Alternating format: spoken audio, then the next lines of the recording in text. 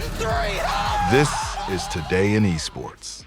Woo, we are so back after yet another jam-packed weekend here on the Global Gaming Network channel, your main hub for all of the esports information across the world here for Today in Esports. As always, my name is Andy. Join with me is Chris, and after this long weekend, man, what do you want to talk about first? I want to talk about everything, but we're going to get started off with some Dota. The International kicked off, and boy, was it an amazing, just all over the place. It was amazing.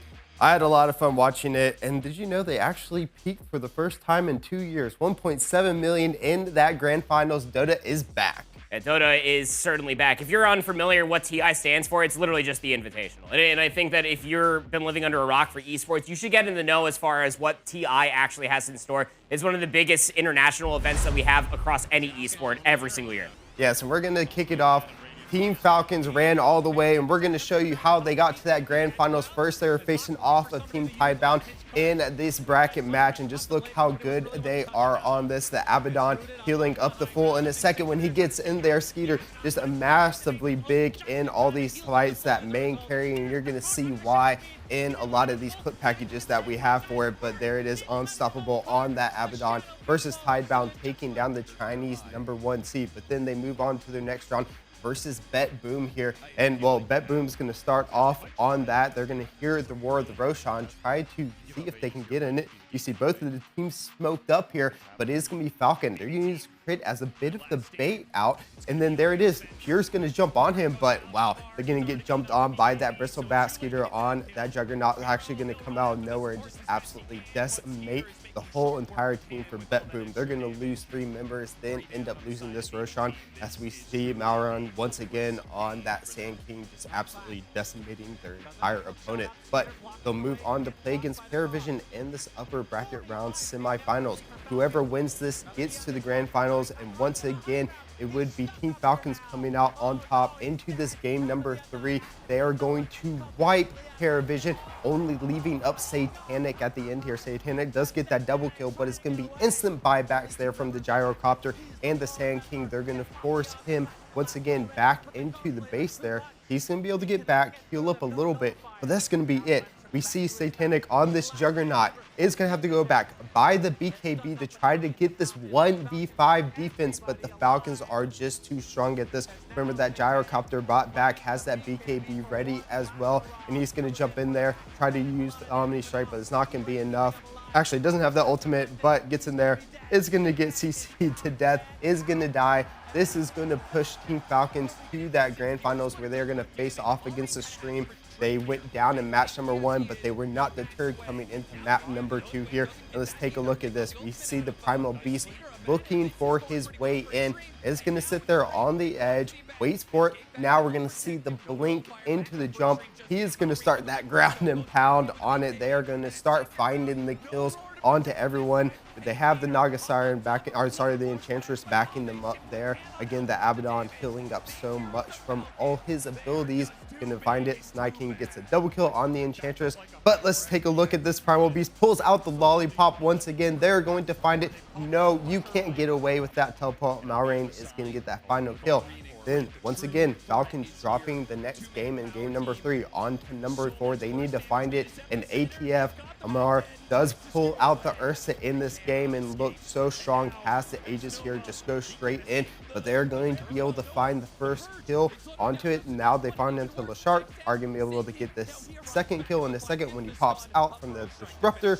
They find those kills, move on to game #5, and this time they would get the Naga Siren in the first pick, and the songs of the Siren have been so massive, just like this one here. After getting the pick onto the Pugna from that Magnus, they'll find into the second one.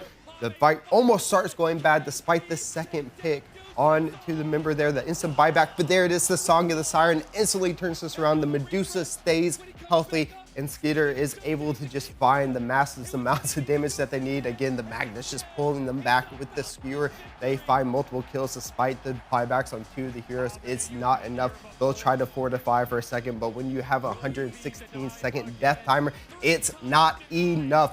Falcons will come back in game #5, went all the way to be your TI 14 champions. And just look at this. They have finally done it. ATF getting his first, Snipe King getting his second, or actually third now at this point.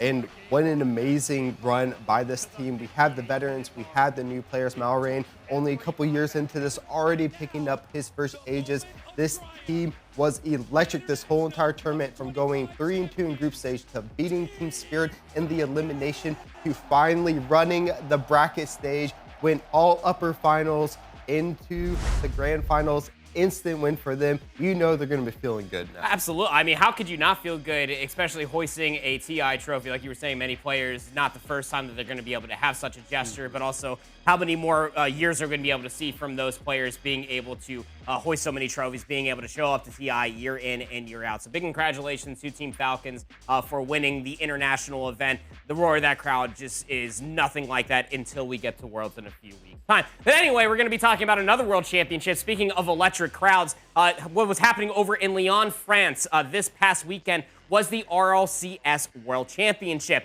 We had everybody in attendance from our top 5 power rankings, making sure that they were making a robust argument for how they were having their way throughout the group stage. Carmine Corp, world's #1 from ever since winning the Raleigh and Birmingham major, or EWC and Birmingham, excuse me, were finding themselves up against the wall, not from their group stage, but going in towards the playoffs is where they started to have a little bit of a struggle. You can see right here, they had no problems going up against the Ultimates, who had themselves a really good opening group stage matchup, previously fell to NRG Esports. But this is where KC really got tested, was against Team Falcons, your Raleigh champions. Yes, and I mean, look at this. Into this game, 3-minute overtime. There's the first save. They're trying to get the ball out, but once again, it is going to be the Falcons on this counterattack.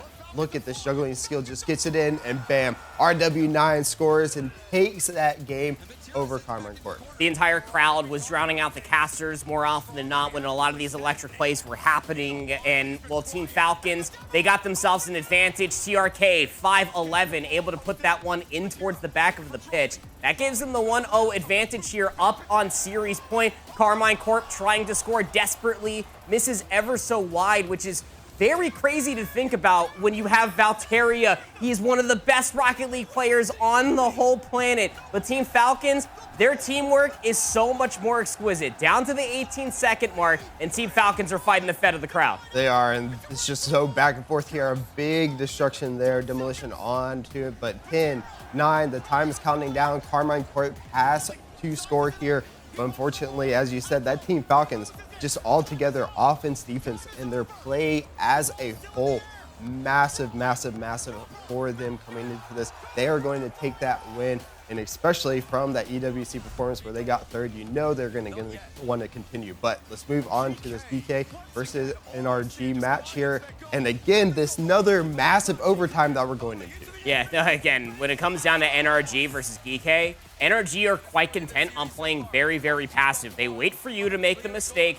GK, throughout all of this, throughout the tournament, they've constantly been getting the better of their opponents by being the faster, more aggressive team. That doesn't work for NRG, as they're able to take themselves not only that series, but a decisive one at that. That means that they go into the grand finals versus Team Falcons. Yeah, and it was tied up at that 15-second mark, but it would be NRG picking up that goal #3 in game #1, giving them the lead in that best of 7. But here we do see a tie-up from Team Falcons coming up and then going up 1-0 in game #3 with less than a minute left. Both of these teams just so precision on both of them. Look at that double demolition to open up that goal, and then now they're tied again with just a little over a minute left. Dude, Beast Mode had himself such a great championship Sunday. Nothing hits a little bit differently than when you know that you're playing for your second World Championship, and Beast Mode puts it right back in towards the net. This team, the core of it was the pure blood of G2 Esports from last year's championship run. To find themselves back up on the main stage, not facing up against Carmine Corp, but the team that eliminated them, just to put it back onto the ground and cement their names again in a championship victory spotlight. Big moments from NRG. Beast Mode leading the way with his teammates Daniel and Atomic. 4-1 was the final grand final scoreline. Very different than what I'm sure a lot of people were assuming going in towards this grand finals, Chris. But NRG, not the household favorites, but definitely walked away as your champions. Although the crowd might have been deflated from KC getting eliminated by the Falcons, they got their trade thanks to NRG. They did, and I mean, that crowd, if you weren't watching, was so much fun to watch, and they probably gave a lot of, confidence to some of these teams here, but NRG lifting that trophy looked really good doing it. Dominant series in the grand finals against such a strong Falcons team who have been doing really great this year as well. We'll have to see how they continue through the rest of the year and into next, but once again, Rocket League, just amazing. Yep, we got the entirety of the next season already spotlighted as well, so you want to make sure that you tune into Rapid Recap as Justin continues to break down everything to do with the World Championship out of Rocket League. But we're going to be shifting our focus now. We're going to be putting away our RC cars. We're going to be taking a look at the Summoner's Rift, because if you're unaware, LTA, their championship, is currently being played out in Texas, where the top 3 end up going to Worlds, Chris, and the outcome is not exactly what you would expect if you are a North America fan. Yeah, so we're going to go ahead and jump into it, and we're taking a look at some of our first series where we finally have the North versus the South in that championship. But once again, and we would start off with 100 Thieves versus Pain Gaming, and well, 100 Thieves came into this, they would get that 3-0, but it was a lot closer than it looked on paper there. But this guy right here, River, has had an amazing split 3 after their post kind of first couple of falters of the game at the early split 3, but now into these playoffs, he has looked amazing. Let's look at this Kiana into the Pop Blossom ultimate. So good. The Kiana pick already in towards the Ayla Nico. Like, you get the double stun, it just makes Quid and FBI's job so much easier. I also got to give a big shout out to DOTA going in towards this game on the Aatrox. He was doing everything possible to try to keep his team in it. Yeah, and I mean, again, we're looking for that number 3 spot. They were denied Worlds in their heist against FlyQuest, but they have restarted it once again here.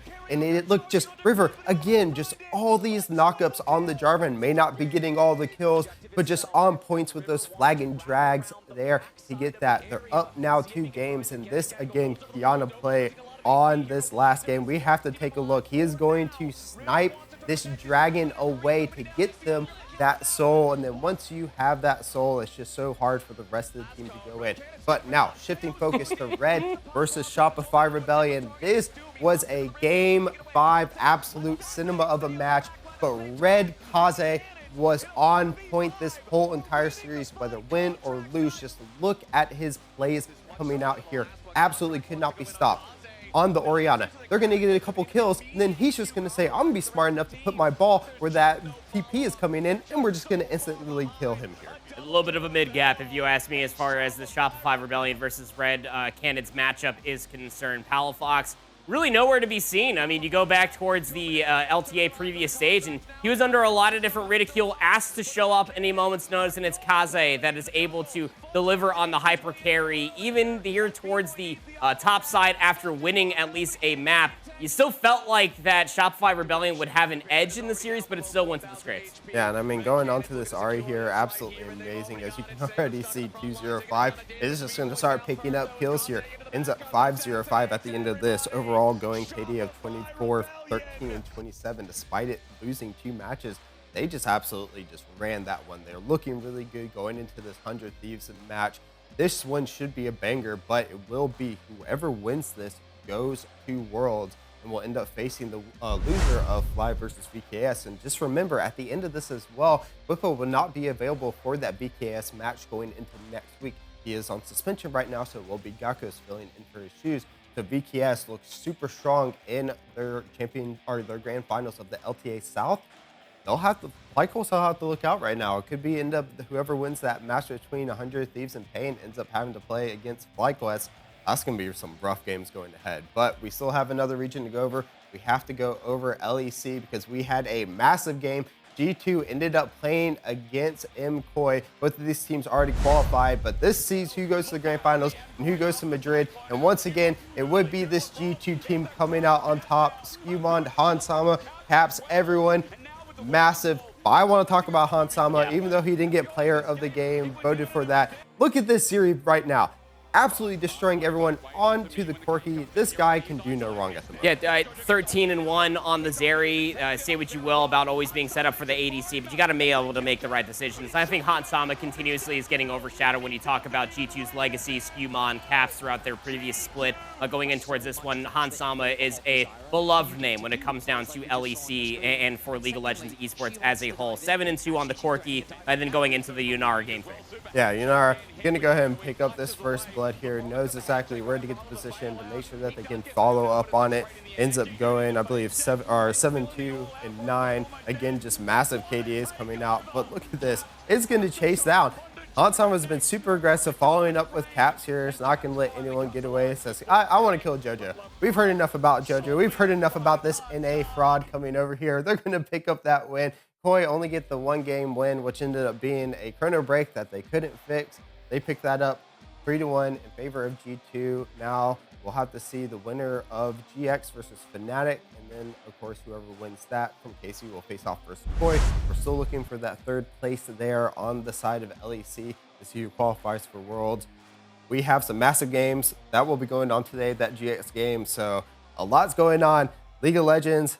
We still have some other regions we'll have to go over. We'll get to those a little bit later, but the run for Worlds is in massive play right now. Everyone is trying to get that third slot or maybe second, depending on what region you're in. We still have a lot to go over. I want to make sure that you tune in towards that later stage once we do talk about League of Legends again, because it's just spicy stuff happening as far as the eastern regions are concerned. But we're going to be talking about the other IP that Riot does have to offer until 2XKO does have a tournament platform, of course, but VCT Champions pair. So very much so in effect. At the time of this recording, we actually do have BLG facing off against MIBR as the group stage is ever evolving. But as we go in towards the group stage, again, remember you want to be at the best for your group so that way you can get that first round bye going in towards playoffs or just be able to see that playoff bracket as a whole. And as far as some of our favorite teams are concerned here in the Americas, they have yet to load into the entire event. We're talking about some European teams coming in to absolutely knock some out of the park. Our first series that we're going to be talking about would be out from Group A. It would be Giant X going up against Sentinels. And although Sentinels in previous do have some champions and Masters champions of their own, Giant X were the better team here today. I mean, they were. And although it did start out in Sentinel's favor, picking up the first win on Corrode, I mean, second, as you can see here, having absolutely amazing play on the Neon with that ultimate, got a lot of the kills and so being taken down by Cloud. But when you get that 4K to start it off with, Cloud's going to have a rough time against the rest of the Sentinels members. As you said, though, GX didn't take this map to heart. They turned it around going into map number 2. Yeah, they really did. Giant X coming in towards this Corrode. I will say this much as far as the EMEA region is concerned. They played a lot of Corrode through the previous stage, where it felt like NA always had it there as the decider, as the last chance effort. Going in towards the Sunset for this map number 2, this was Giant X's pick, and you can clearly see why. You got Flickless being able to play on the Breach, and, well, even for recency as far as patch is concerned, did see a major nerf as far as his ultimate takes are concerned. It doesn't matter. Breach is still a fantastic initiator to be able to retake and be able to take sites quite decisively. So going in towards this Haven map number 3, Sentinels have been here so many times, even going up against G2 Esports, but just because you've been here before doesn't mean that you're always going to be set up for success. And even then, towards the end, Giant X were able to take that map and send Sentinels down to the lower bracket, where they're going to be facing elimination going up against Jai Gaming. I want to say that that's going to be going on later on this week, so you want to make sure that you tune into VCT Champs Paris to be able to see if North America to take on what was known as China's number 1, number 2 now for elimination. They might not even see that playoff bracket, but outside of that, there's so many other matches that are happening across the entirety of groups. We got 16 teams that are in attendance as far as this tournament is concerned. Or I'm sorry, I want to say, was it 8, maybe 12? I'm losing track at this point in time. But we got some of the best teams in the world playing Valorant at Champions Paris. And, well, here's a nice little highlight feature to be able to show where some of these teams are located. I talked about XLG. This is the team that knocked them down lower bracket. Yeah, it is. And, well, something's always going to happen when something's on the screen here. And taking that off out once again, bam, going to hit that shot, get the defuse off, and PRX just massively coming out, going to take that game, map number 1, moving into Sunset here again. Just no stopping this region from the Pacific. Yep, Paper X, again, coming in as the crowd favorite, Toronto Masters champion, something. It was the MVP of the Pacific region going in towards this event. You can clearly see why. With his Yoru, with his operator shots as well, they were able to take down an XLG into maps. That was a Cypher Nats quite literally yeeting himself off the map, by the way. And if you are Team Liquid, I guess that's probably the best case scenario because you did not come prepared for DRX. A for effort, F for execution. DRX, though, A for execution coming out. Just this Team Liquid team not looking too good. DRX, even though the Pacific #4 against EMEA #1, massive game for them, taking that win off. We'll head over here into NRG versus EDG. NRG trying to get some of that Rocket League luck into them going into this one. Did look very good as well. Yeah, no, they really did. Kang coming in towards this one again, champions MVP of last year, had a lot of focus on what this guy's going to be able to do. He did miss Toronto as far as Masters is concerned, but here in Champions up on the main stage, you expect the young man to do well. But NRG still took that map one going into Corrode, which was their map pick, and they were really well versed on this. Sam had himself a fantastic Corrode map #2, and to set themselves up for so much success, and thus knocking EDG down a peg and being able to take that series to boot. Yes, and we'll head over to G2 versus Heretics. America's #1 seed versus the #4 seed out of EMEA. Again, these #1 seeds sometimes are having trouble, and G2 would be one of those falling to Heretics 0-2. Just not able to really get that what we saw out of them in the Americas finals. Often here we do see that Odin spray just knocking down 4 members, and when you're hitting shots like that, the other team is in trouble. G2, if you were unaware, did play without Leaf until playoffs in the North America stage. They did get Leaf back, and although they have forever been the bridesmaid at a lot of these different tournaments, never the bride, G2 are forever pacing that purple dragon, but they got slotted up against the EWC champions, and although Team Heretics didn't have a great end to the EMEA stage, they are still your EWC champions, your most recent international LAN champions. So 2-0 was that scoreline. Now we go down to Dragon Ranger Gaming, China's #2 team, playing with a last-second fill-in from the Americas. It's Demon 1. He picked Vice on this map #1 and went into overtime. There was a lot of good banter from opposite sides of the stage, but it's T1. It's your Masters Bangkok champion. They missed out as far as Toronto is concerned, but really coming back in and showcasing why they absolutely live on the international stage. DRG played it incredibly close in that map #1. Demon 1 in another clutch was able to at least find the kill and then the round win, but was not enough for Dragon Ranger Gaming to be able to even take a map off of T1. T1 won that one 2-0. Yeah. Both going into overtime, both banger series, but it would be that T1 once again. Maybe they're coming out for it for champs. You know, they didn't have the best runs throughout the middle of the year. Finally coming out. This is the time to do it if you are going to make that run. Of course, we have many more games, as Andy alluded to earlier, going out through the remainder of this week to finish all those group stages, finally get to the bracket stage. We know how bracket stages can go. It can be absolute chaos. It really can. 16 teams of the world's best playing Valorant in Paris. That is continuing on with the group stage throughout the entirety of the week. You want to make sure that you tune back in on Monday as we continue to set off playoffs. It is right around the corner. But maybe you want to find yourself competing there in France for maybe Fortnite, Rocket League, or especially for Valorant. The only way that you're going to be able to do it is becoming one of the best accurate players on the planet. And you better train your butt off, of course, by playing the #1 aim trainer on the world. I'm talking about Aim Labs, of course. Here's a word from our sponsor.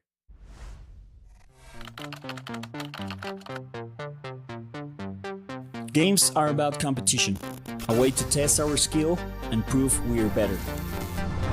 Challenge is in our nature. We need to know what we're capable of. How far can we go? It's a question that drives millions of gamers to push themselves and prove that it's only a matter of sheer will. Ever since first-person shooters came into the esports scene, players have never stopped defying the odds through the most important mechanic of them all: aim. Aim is everything. It's a set of skills that needs to be trained, and this is where science and gaming meet in Aim Labs, the aim trainer that redefines what gaming means, because science doesn't leave anything to chance. Winning is never a matter of luck. Every brief moment of greatness takes constant and unrelenting preparation, and that's exactly what Aim Labs is about. We enable players to thrive and upset the balance. Together, we elevate play. Not all aiming is done with a mouse and keyboard, of course. Sometimes you end up doing with your 2 thumbs, with a controller in hand, and, well, sometimes you're playing Halo or Call of Duty. This time, though, this past weekend, we most certainly were playing Halo. And, well, if you were unfamiliar what was happening over in LA, the LVT Pro League was having its $50,000 conclusion as far as their tournament is concerned. All of Halo's best before we end up having HCS Charlotte in their World Championship were in attendance to play this double elimination tournament in all best of 7s. And, well, FaZe were in attendance. This is one of the better teams that we have throughout the entirety of the HCS season. They were slotted up going up against Complexity in this match number 1. They were pretty much favored to be dominating Complexity. Complexity coming in towards this one have had a lackluster season. They ended up taking the reverse sweep versus FaZe. That Lattice King of the Hill then flipped up for everything within their favor to be able to then slot up against the world's #1 currently of Shopify Rebellion.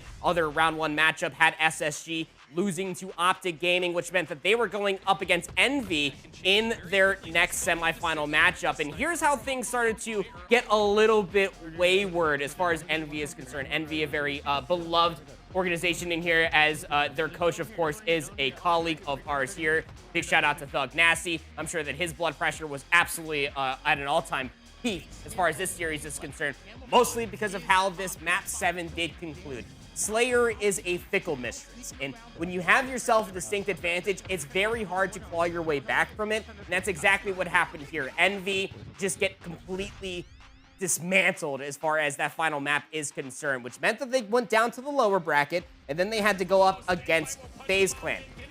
FaZe Clan, like I was talking about previously, going up against Complexity, want to make the lower bracket run. Watch that game clock. 3 seconds remaining here at the end. Not enough time to be able to fly across the map to be able to get the bomb to be armed, which meant that FaZe were going to be able to take that, or Envy were, excuse me, and then forcing it into a map number 7. But that's not the only time when the game clock came into effect. 12 seconds remaining in a Slayer. You got to reach 50 kills before the game clock reaches 0. It's a 1-kill lead for FaZe. 5 seconds remain. They're all camping back inside PD because they can do the quick math. 1 kill comes through. It's immediately traded and then again traded at the end. From 1 kill down to 1 second, FaZe Clan take map 7, and they eliminate Envy there at top 8 at the Halo Pro League. Commiserations to all of Envy, though I saw on social media they had themselves a very fun championship Sunday that did not involve playing Halo, which meant that FaZe was going up against SSG after SSG got FaZe's trade on Complexity in that previous lower round, and thus setting up our championship Sunday bracket. Optic, Shopify Rebellion up there in the upper final. Down in the lower semifinal, you're going to have FaZe going up against SSG. Some very tailored names as far as HCS is concerned, but the Championship Sunday was kind of setting up for what we all expected out of those 14. Yeah, and I mean, it was absolute cinema. I mean, this was going on way past even when I was trying to watch all the games. I was trying to watch some of them. Of course, that West Coast time was getting me out here on the East Coast, but those grand finals, Shopify Rebellion, Optic Gaming, this would come out to an absolute banger of a match. Yeah, the way the Championship Sunday did start off there with lower semifinals would be FaZe going up against Space Station Gaming. And the tournament felt like it was lasting forever because, again, everything was a best of 7. I want to say that there was maybe 2 or 3 series that didn't go map 7, and this was going to be one of them. Championship Sunday, setting ourselves up for an absolute lovely trophy. FaZe Clan was going to be the first team in attendance there, trying to get their gunny swarm for Space Station Gaming, who have been making themselves a very equal run as far as the lower bracket is concerned. 4-0 versus Complexity the day previous, going in towards the lower semifinals here versus Space Station, constantly coming down to the clock. These two teams incredibly competitive between each other, but 2 seconds remain would end up meaning that FaZe were able to take the first 2 games. But then here in the capture the flag is where Space Station really started to come to life, at least their slays, but not enough for the objective. FaZe Clan are going to be able to sit there rather pretty, run back-to-back flags and captures to be able to tie things up and then forcing things into overtime. But Space Station were able to get the flag captured, a pretty Herculean effort out of them to set themselves up at least with a map win. Over towards the lattice we go here for the oddball, and Space Station continuously trying to keep up with the slaying prowess that we had on the opposite side. 43 and 36 out from Stellar at this moment in time, comparatively to the 40 and 39 out of Penguin. Each one of these members for FaZe, you give them a moment of time time, they were able to have themselves an electric point of opportunity to be able to walk away with a multi-kill, if not being able to walk away with an abundance of objective time. That's exactly what you want when it comes down to oddball. Space Station, we're more than aware of that. Falcata trying to play his life, but it was not worth at the end of the day. As FaZe Clan were able to not only just take that series, but to be able to eliminate Space Station down there in top 6, and thus setting up what is going to be a winners finals match. Nobody was surprised. Shopify Rebellion going up against Optic again. Yeah, and take a look at this. Shopify Rebellion, Optic Gaming. Shopify up over Optic Gaming on this map number 2. They're looking really good going into this, but the listen in, we can only get a little bit louder. The comms between these teams are absolutely amazing. Shopify going up 2, but here we are. Optic Gaming going to tie it up in this best of 7 for 2-2 right now. This game was absolutely electric from both of these teams. They're setting up for some amazing games on this championship Sunday. Everybody was firing again. This is the third to last LAN before we end up getting towards the end of the HCS season. You have this, you have Charlotte, and then you have Worlds, and that is it. Whatever is happening in between is the best practice you could possibly imagine. Shopify Rebellion trying to close out the series here on the Aquarius bomb. Last shot, 21-13. A massive kill comes through. A team wipe soon to follow. Optic spawning inside a blue fridge. Can only hope that the nades somehow land to stop Frosty from planting and arming the bomb. Would not be the case, even though Optic would be on map point first. Shopify Rebellion would come back in at the end and force out a map 7 Slayer. Chris, they lost the other 2 Slayers in that series, but on live fire, they were able to win 49-46, and thus setting Optic down to the lower finals to face up against FaZe. Yeah, FaZe Clan starting off on that Fortress Capture flag, as you can see, going in the favor of Optic 3-0 on that, so they start off with that game number 1. Going into this, and then we're heading on to the recharge Slayer. Again, these Slayers, as you say, can be a fickle mistress, and both these teams going back and forth. And Optic, again, just absolutely dispatching FaZe Clan. If you watched what happened at SLC, the previous LAN event for Halo, you'd be unsurprised to know that your top 3 would be Shopify Rebellion in the winners bracket, beating Optic in that winners finals, FaZe in lower finals, and then Optic coming in and then absolutely getting the work done. Versus some of his old teammates of Formal, with Lucid and Trippy on the opposite side, just making sure that they do not see themselves at grand finals. Trippy had himself a really good performance here as far as that map is concerned. For map 4 would be the only map that FaZe were able to win, would be that oddball, or I'm sorry, the live fire. It would be on the live fire, but still, man. Optic, you just feel like that every single point that they're on the screen can be the best team in the world for Halo, until they go up against Shopify Rebellion. Like, this is just such clean work versus FaZe. Yeah, it was. The podium finish, FaZe number 3. They take them. Look at that. Still a really good finish for FaZe going that. But on to the grand finals after Optic takes down FaZe. And here it is, setting up Shopify Rebellion versus Optic, starting on that last King of the Hill here. This is it. This is for the LVT Pro League finals.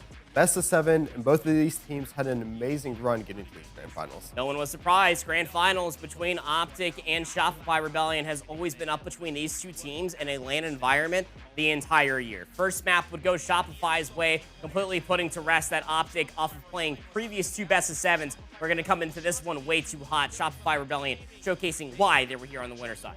Yes, and onto the Aquarius Slayer. Again, both of these teams have shown really good games on the Slayer itself, but Shopify Rebellion kind of just on another level here once again.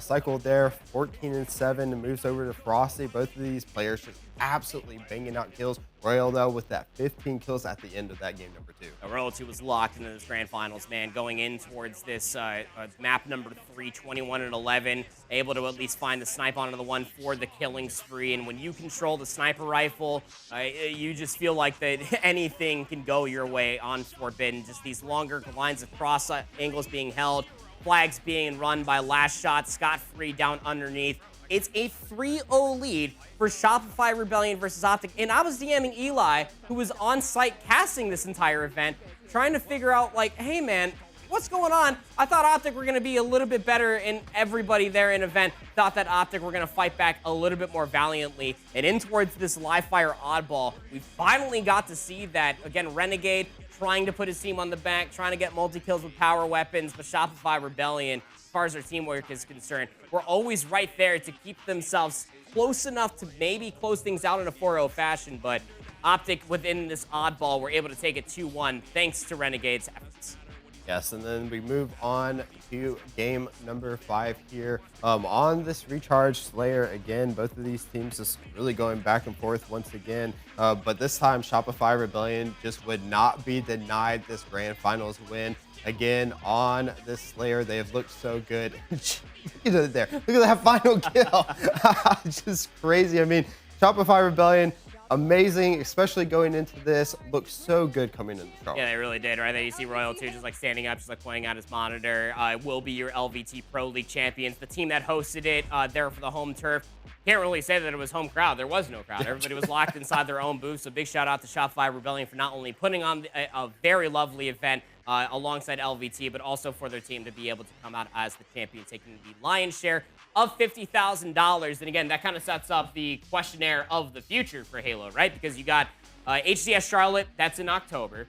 What's happening in between now and then? Any online tournaments? Not that we are aware of, or even in between HCS Charlotte at the end of October is Halo Worlds. So we're reaching the conclusion of HCS Infinite for their season is concerned, but you best believe that we're going to keep our butts glued to our seats and delivering all of the news as the season comes to a conclusion. But one season that's very much so continuing and never feels like that it's going up on the shelf would be Counter-Strike, of course. We're talking about Fissure Playground back in towards effect. And, well, Fissure is one of those tournaments that happens alongside of a lot of other tournaments, PGL, you got ESL tournaments, as well as Blast. But a lot of the big dogs, as far as Counter-Strike is concerned, are not in attendance for this Fissure Playground. No, they're not, but it does set up some of the other teams that are trying to make their way up, trying to get the Rising, or even just get some of those reps in. Then one team, such as is Falcons here, we know that Kyosuke has been trying to get on the board, trying to get running, after the Falcons have picked them up. But so far, they've looked pretty good coming into this tournament. I mean, I expect for Falcons when they're going up against your Legacies, when they're going up against like your Lin Visions, I expect them to do better than what we saw in previous stages. What was that, all the way back at the Austin Major where we had Lin Vision getting the better of Falcons? But like, I expect them to be much better now because on paper, that team should be absolutely disgusting. But a team that should be absolutely disgusting on paper would be FaZe coming in towards this one, again, with a lot of other knowledge in the future for them. We will end up seeing Twist rejoin that team sometime soon. But 3D Max, their current opponent, able to take map number 1. They actually bested your EWC champions the round previous versus the Mongols. They did, and it came down to this last map here finally. It would be ultimately FaZe picking up this 2-1 win. But again, as you said, despite it going into that map number 3, FaZe didn't look too good on that Ancient, losing out 3-13, but would end up picking up that 13-6 win on Dust 2. Now moving on, we do have Aurora versus Tyloo. Yep, and here for Tyloo, you feel like that this team can constantly overperform or play up to their opponents, but last time we had Aurora on screen was on land, and they did make that Grand Finals appearance. They didn't do anything in that Grand Finals of note, but they were still able to make an absolute Herculean run there at EWC. But here versus Tyloo, definitely tested as far as Mirage is concerned, but able to win it out in the end in a 2-0 fashion. Great performance out of Aurora. However, Madger was definitely lacking with a .77 rating. Not the only match that we had, of course. We do have to start taking our look for the Mongols going up against house favorites of Lin Vision. And again, this is one of those teams that you expect to come out strong on this, especially with a lot of the results that we've had over the years. And they would show up against Lin Vision. They ended up picking up the Dust 2 13-11. Now moving on to Ancient would be a much better showing from them, where they do pick up this 13-6 win over the Chinese team. Easy sweep for them once again going into this match. When I say house favorite, I mean I will literally protect Amelia for so many years to come. That interview lives in my head rent-free. Furia versus G2 now up on towards the screen. In G2, one of those teams, again, going back towards the previous LAN environment, did not see them being able to make grand finals, did not see them being able to eliminate Spirit in groups, did not see them performing as well as they did even here. But Furia coming in towards this one, kind of made them look a little silly. 2-0 was the final scoreline. G2 absolutely struggled on map 1. Furia comes in towards this one alongside of their IGL Fallen. He continues to dial back the clock. 2-0 there. Yes, and now we're going to move on to VP versus Astralis, and Astralis and VP kind of both a little juggling to see if they can get a little bit of those higher rankings that we're going for into the later half of the season. But ultimately, it would be Astralis coming out on top of this. First onto the Ancient, winning 13-7. Now moving on to the Train, as you can see in map number 2 here, taking the win 13-11. Again, VP really needs to start collecting some wins under them for their Valve rating, but unfortunately, just couldn't pick it up there. GL versus Team Liquid would be up on our screens next. And again, for this Team Liquid roster, they're constantly under the scope of what the heck are we going to be doing going forward, because we need VRS rankings. That's exactly why they have themselves at the Fissure Playground, to be able to get some VRS points so that way they can get invited to other mainstream tournaments going forward. But GL came in and they made sure that nobody's going to be giving them any points whatsoever. It'll be Gamers Legion taking this one in a 2-0 fashion. 13-1 Dust 2 and a 13-6 on Inferno. This TL just cannot find any sort of ground whatsoever to be able to build a personality, especially knowing that Twist will be joining Facing. They really can't. And one of the more games, or one of the matches that was a little bit closer here, we do have Pain Gaming versus Heroic. Pain would end up taking the win 2-1 despite going down on that Dust, or actually winning Dust number 2, losing Mirage. Then on to Nuke. We would go into overtime. We start seeing the earlier rounds here for them starting out. But again, 20-22, Pain taking that win at the end of overtime.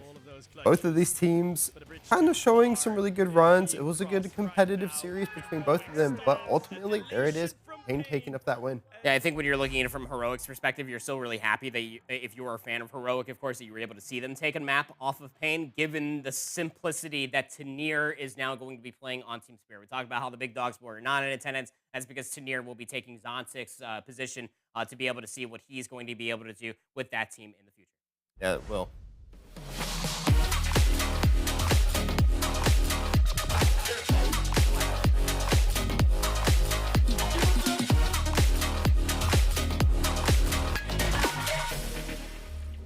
And we are back, and we're putting down the shoot games. We're heading back over to the Rift because we still have 3 more regions to go over, because there were some insane games going on with probably some of the biggest upsets that we have seen this year. And we're going to start off with LCK, and boy, did Genji get put down into the dirt by KT in their second round match for the LCK.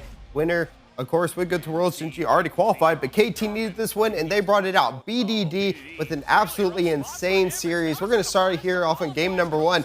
Kenyon thought he was going to get the kill, and he said no, she's going to get the stun out. They're going to get first blood. This KT team taking a 3-2 win over Genji, the world's best-looking team right now. I have no words for this series. It's not every day you see Chovy lose a lane to somebody that's not Faker.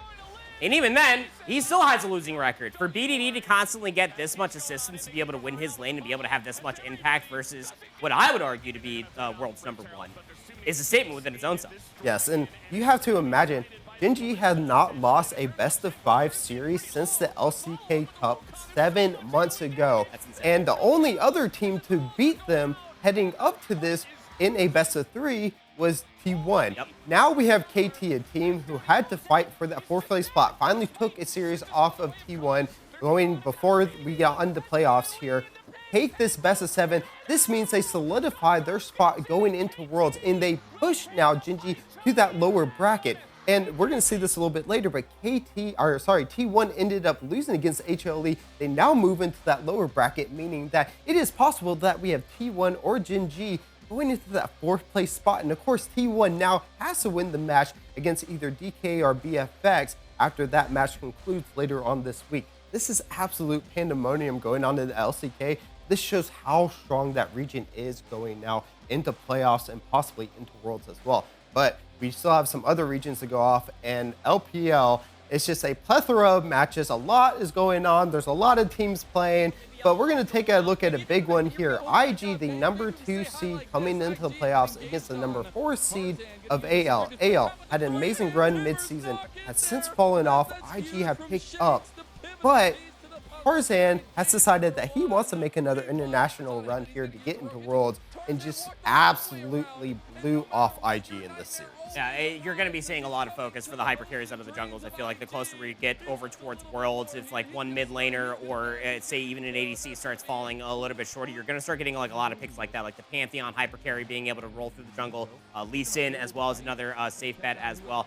Tarzan though, yeah, I think that's a very solid argument. When you go back to AL's brilliance and success that they had through that mid-year that you were talking about, Chris, it's all on the back of Tarzan. Yeah, and I mean, look at this. Not even just the hyper carries, but this Trundle pillars coming out just shows that he has both of those tank picks, these bruiser picks, those hyper carry picks in his back pocket for it. And he's just, look how aggressive he is. He flashes over. You get on that red ward, Gala. You're on the bars. You have no way out. Flash, into another pillar. Once again, Tarzan picking up the kill this time on his team. And they are going to go ahead and move on. They'll face off versus JD Gaming. Now, what we haven't seen, though, this morning, BLG did play against Top Esports. Billy did pick up that win 3-2 versus Top, meaning that they move on to the grand finals, and they will be the first team from the LPL that qualify for Worlds as well. Now, the LPL is a little bit different from a lot of these other regions. Only the top 2 will make it to Worlds, and they'll have a regional finals at the end that we'll have to cover a little bit later. But speaking of other major upsets, LCP has played off, and Team Secret Wells has qualified for their first ever Worlds appearance off of a win of GAM, another representative from the mid-season of the Pacific region. And just look at this, Eddie. We have some amazing AD carries in the Pacific region. We talk about Doggo. Let's talk about Eddie today on this Yunara and the rest. So aggressive and looks so good. Yeah, I'm also a team that Yunara is kind of busted, but also it comes down for your teammates to be able to set up you for success, right? We talked earlier with the LTA, the J4 plus Yunara pick is just really, really strong. Any sort of lockdown that you can have, chain CC, is going to constantly set up your team for success. And I'm glad that you brought up Eddie, because even going in towards these later games, even on the Kai'Sa as well, was a constant boon of success for Team Secret. Yeah, and we move on then to this Xayah game that we see off here. Feathers flying everywhere. Pulls a Gumayushi, secures the Baron for their team as the AD carry, then gets the kills afterwards. They're clean sweeping a team that looked like the solid number 2, but into these playoffs, Cam just did not look like their former selves. They fall off, and look how happy they are for this organization as well, making their first Worlds appearance off of the back of a massive win. Of course, they still will have to face off against PSG for those seeding points to see if they can make it to the grand finals. Winner, of course, will face off versus CFO, who's just looked absolutely just crazy through off. But again, this Team Secret Wells did take off one match versus CFO. Maybe they get to the grand finals, maybe take us to a best of 5. We would love to see it. But again, I'm so happy to see some of these younger players, some of these newer organizations making it so far, getting into the Worlds. It has been pandemonium across the Rift, and we still have a lot more to go. Again, Team Secret qualifying for Worlds. PSG still causing a lot of upsets even earlier on in that stage, like we were talking about last week on Today in Esports, and still we're keeping a keen focus on those darn flying oysters. As we're continuously getting closer over towards Worlds, we're going to be breaking things down regionally as things do progress. You want to make sure that you tune in every single Monday for Today in Esports, so that way we can give you all of the lowdown and happening across all of the many different regions. But speaking of lowdown, how about some Call of Duty news for you guys as well? Been a while since we talked about as far as roster mania is concerned, because we have not seen a massive shake up like this. Finally, all of our assumptions come through from 100 Thieves, and that is that Envoy will be departing for the Black Ops 7 season, out from LAT. Envoy, if you remember from LAT when they first created this team, he was a part of that championship-winning roster with Draza, with Kenny, of course. Then he comes back in alongside Scrap after their time at Toronto Ultra. And then the super team just doesn't really kind of deliver on anything that Nadeshot was once hoping for. They win a couple of events, but then at Champs, top 8, at EWC, top 10, I'm pretty sure. I don't remember fully, but you just have to expect a whole lot more. So Envoy, Ghosty, they will be leaving LA Thieves going in towards the next season. Is this going to be the right move off of all the assumptions that we have behind the scenes? You guys go ahead and let me know what you think about that in the comments down below. But as things continue to progress, you have to only imagine that LA Thieves are going to continue to build around this man. Yeah, and as you're talking about Scrappy Hydra staying on the LA Thieves, obviously You still have 2 core components going in for this. I have to imagine that they're going to try to put some really strong players around them to continue the run. Unfortunately, a little lackluster on some of their tournaments that they had this year. You know they're going to be running for those top spots next year. Absolutely. Scrap, the best AR to never win a champs. Of course, the last time that he was in a grand finals for a world championship was when he was on Toronto Ultra, and he didn't even win a single dang map versus the New York Subliners. I'm pretty sure that was the last time we were actually in Vegas, funnily enough. For the Thomas and Mack Center. But yeah, LA Thieves will be departing for Envoy and Ghosty, and they're forever downsizing for that team to be able to see what their future might be in store. But also making some crazy changes would be the Riyadh Falcons. They previously acquired their league position from the organization that was once known as the Paris Legion, then went over towards the Vegas Legion. They bought that spot. They got then for the Vegas Falcons. And then as things continue to progress as one of the leading sponsors for the Esports World Cup, bring it back over towards Riyadh, baby. Esports Boulevard always beckons at the end of the year, and even with that new logo comes with some new definition. We talked about it when Cell, he departed from Atlanta FaZe. Sitting there thinking, LA Thieves, nah, FaZe, nah, but I'm about to take that bag for the Falcons. Yeah, let me get some of that. Okay, definitely a great video coming out here from the Riyadh. Oh, no, it doesn't. But I mean, does it matter at this point? What a introduction video coming out from them, Cellium being picked up. Riyadh, as you said, it's only a matter of time from when they moved over from Vegas to Riyadh there. But again, one city of lights to another. This looks absolutely amazing for the city.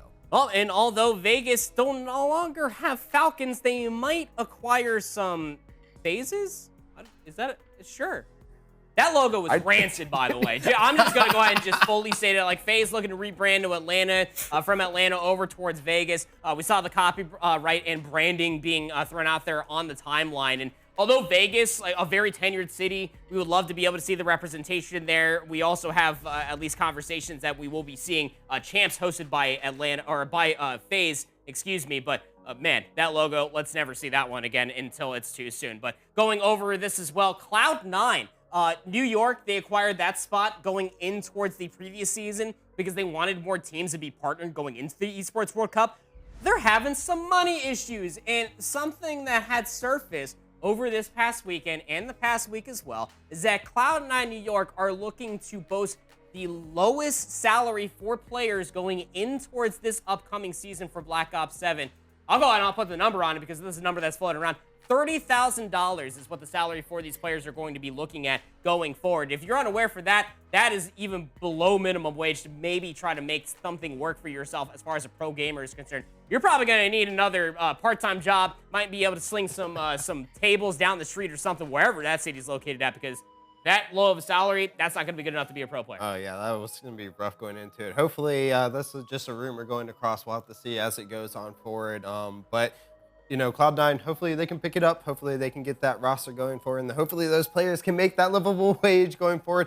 Of course, we'll have to see as the CDL does pick up going into next year. Yep, and we'll be able to give you all that information as it is forever coming towards the light of the timeline on a week-to-week basis. Contracts are starting to be signed. We're starting to see some teams being formed even in a lot of these S&D chows. So I'll give you as much information as it continues to progress on weeks to come. But just because Call of Duty is in a little bit of a roster mania period doesn't mean that we cannot talk about another game that is underneath a lot of roster mania. We're going to talk about Counter-Strike again, and I was hinting at it earlier while we were breaking down Fissure Playground with FaZe and Team Liquid on the screen. Twist, he's coming home, man. We got to get this man another chain. Hopefully he did not throw that one away, because Twist, he's coming back home to FaZe. Yes, and again, Twist home for the Pro League Season 22.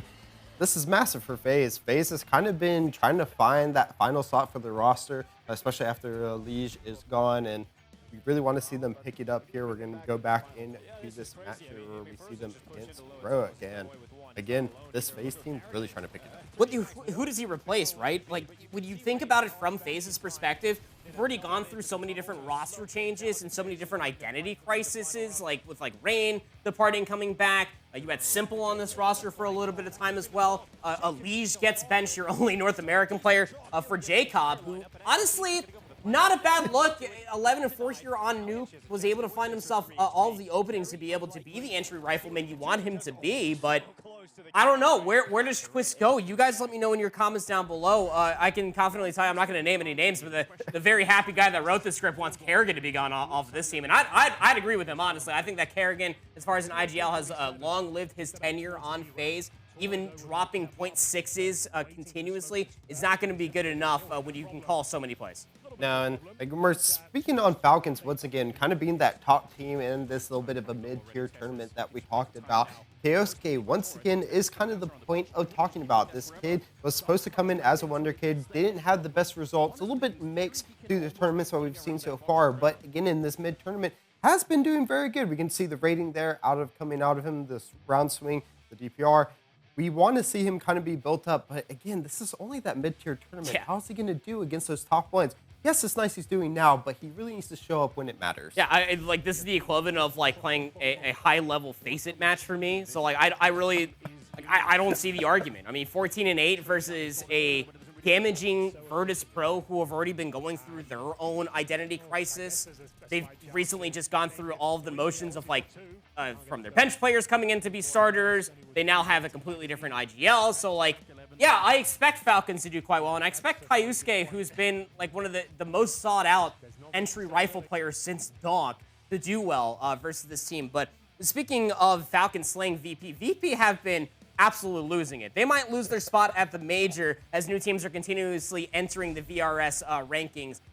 But as things are continuously progressing, this guy is constantly making headlines. His team on BC game, not the greatest, but simple, continues to perform. Yeah, and of course, this is a little bit, as we were talking about Falcons, this is a little bit of the lower league. This isn't the top of the most massive games that we've been seeing from the top teams, and it is just the Challenger League. And yes, he's dropping those 71 kills, etc., but it is simple. Maybe we see him move. This just kind of helps him stay in form a little bit as he maybe tries to find his way to his next team that are playing in that top tier of CS. But again, it's nice that he's doing what he's doing in that Challenger League, getting BC Gaming in that Challenger League, a little bit of eyes on them, of course, is not the worst thing in the world. And simple, just simple. Yeah, who doesn't love seeing the GOAT of Counter-Strike continuously playing the game? I mean, when it comes down to BC Game, like you can realistically sponsor anybody that you want. You can get the former Gerber baby of Spirit. You could also end up possibly getting a Liege from FaZe. What's that guy doing? Is he playing Tier 2 Counter-Strike? He's certainly not doing anything besides keeping the FaZe bench warm until he figures out where Twist is going to be going in towards that roster. But I don't know. You guys let me know in the comments down below. What do you think is in store for that BC Game roster? And what do you think Simple is going to be doing in, I don't know, in a couple weeks' time? Probably dropping 71 kills in a low amateur tournament. But as we continuously talk more and more about esports, things are forever evolving, and that means that we have to start talking about some of the future as well. As we continue to look ahead, VCT Championships in Paris is still very much so in effect, as that tournament is going to be roaring on. Groups are going to be continuing on throughout the entirety of this week. We'll be concluding on next.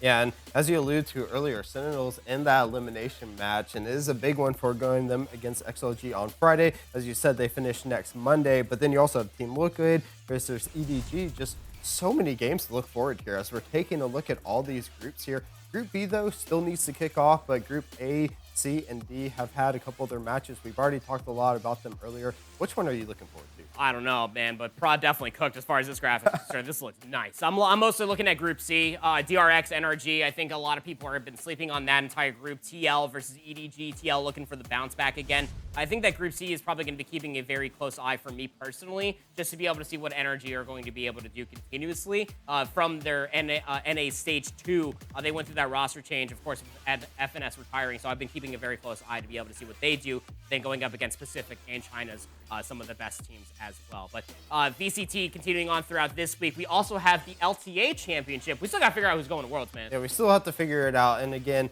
the matches still go on, and they are actually still in LA until we move to the grand finals in Texas. But again, we were talking about 100 Thieves now going up against Red. This is a massive match for both of these teams. Whoever wins ends up going to Worlds. But not only that match, the big one we have to look at, as we were talking about earlier, is FlyQuest versus KS. This is a team of FlyQuest without Whippo, but they still have Inspired. This is a team, Quads Inspired, that have been doing absolutely amazing throughout this whole entire tournament. And then again, you have the bot lane that is just going to be a really big driving force. We'll have to see how BKS can, go against them. Are they going to maybe go against that top lane? Will they try to solo out Geckos and see if they can go on? But again, 100 Thieves versus Red, I think is going to be a super close series. I think that you could probably even put that meta pusher guy in there for the top lane, and I think that Shopify will probably still end up winning that series versus VKS. Though I love to be proven otherwise, I definitely do rate VKS pretty high. I just think that Shopify are that much better. LEC is also going to be having their championship coming in towards this upcoming weekend, and we still have a lot more things to be decided as far as the European region is concerned. Mostly going to be looking at that Fnatic versus Giant X matchup. That's actually happening right now, today. It is happening right now today, and the winner of this match then goes off to face against KC. Whoever wins that ends up going to Worlds, and this is where we're talking about these last few games are to see who qualifies for World at this point, and this means that these teams have to get on. Imagine KC, they missed out on going to MSI when they lost to MKOI. They are definitely going to want to try to get that third spot to make it because we know how strong they are. But GX, Fnatic, both of these teams look really good, especially going into playoffs. Yes, they may have lost some of their initial matches. Yes, they may be on the lower bracket. You can't count them out just yet. No, you can't. GX in that 3-0 win versus BDS is a different belly of a beast, and they're going to need a lot more of that if they're going to want to take it to KC in the future, and as well as for LEC. Got to talk about LCP as well. Their season will be concluding on Sunday, and then with the lower bracket concluding on Saturday, finals will be played off on Sunday. The top 3 teams, once we get past that final moment, guaranteed for Worlds, baby. PSG, Team Secret White, and CFO, man. It's all just down to seeding. Yeah, and the Team Secret Whales, this team is a team that's going to want to try to get the highest seeds going into it.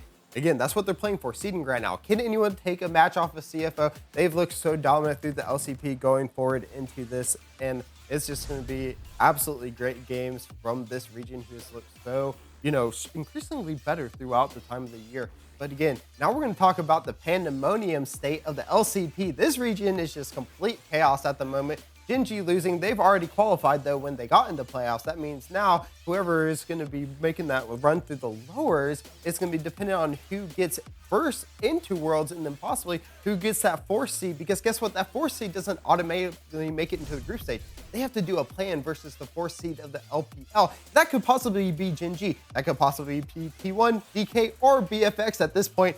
We don't know just yet. We're going to have to get into the game. Starting on Wednesday, we'll have that decider match between DK, BFX.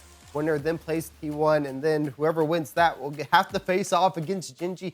Imagine having to face off against Gen.G in a lower bracket. And knowing that Gen.G was the #1 team, just not even last week after losing to HLE, or KT, excuse me. So I think that, nobody wants to be facing. I think what's even crazier for the LCK is how we have a guarantee that it will not be a Gen.G versus T1 grand final. That's the first time that we've been able to say that in quite some time, and I think that a lot of fans are going to be speculating that of what does it mean for Worlds. Again, Chris already broke it down. If one of those two teams, in my opinion, inevitably will get top 4, and we'll have to play for that play-in matchup, but things are going to be continuously progressing. LPL Split 3 is also going to be in conclusion. That is going to be finishing on Sunday. Their upper bracket final will be Billy going up against Top Esports. That did happen this morning, like Chris was talking about. Top Esports lost. Billy then going over towards that grand finals first. Yes, and again, we have to look at this bottom matchup, though. JD versus Anyone's Legends. Both of these teams are looking really good, despite going through the losers here. JD took BLG to 5 games, and now they have to play against Anyone's Legends, who's trying to make another run for an international tournament. Again, though, for these playoffs, unlike the others, only the top 2 make it. So they will have a regional finals after this. So the teams now that start losing still will get one more spot or one more chance. But again, you want to make it into that top 2. You don't want to have to go into that play-in, especially knowing that you may have to face off against possibly T1, DK, BFX, or Gen.G in a play-in match as the LPL right now. That is just a scary thought. So you're going to want to make it through, make it to that top 2, not make it to that regional finals, but at least they still have one more chance if they do end up losing. At least you still have that one more chance, right? But it's that only one more chance to potentially face either Gen.G or T1 for a spot at Worlds. That last spot at Worlds, of course, we will be breaking things down as the regional playoffs are right around the corner. Counter-Strike 2 is also going to be having a $500,000 prize pool tournament that starts on Thursday and ends on Sunday. We're going to have teams like Na'Vi going up against teams like 9, and also going to be having teams like Ninjas and Pajamas looking for those VRS points. It's going to be interesting to be able to see how this tournament does conclude. Passion UA back in towards attendance. They took a map off of was it Spirit not too long ago as well, and OG as well as BB Esports Gentlemen. We got some tailored names in this bracket. What's happening? We do, and I mean, it's going to look pretty good going into this, of course. Kind of similar, just one of these events that gets us going towards those majors, the ESL, the Budapest that we're going to see a little bit later. Of course, having those big names in it. It's nice that some of these teams, though, are, some are getting reps, but some are getting the reps in before some of these bigger tournaments, or possibly even making their way into some of these bigger tournaments. Got so many tournaments right around the corner. All of these Counter-Strike teams are going to be looking for those VRS points so that way they can even get invites. But let's be honest, they're all a bunch of Mr. Krabs and they just like money. But what are you guys most excited for this upcoming week and weekend? You guys let us know in the comments down below. Subscribe as always on behalf of everybody involved. We'll see you in the next one.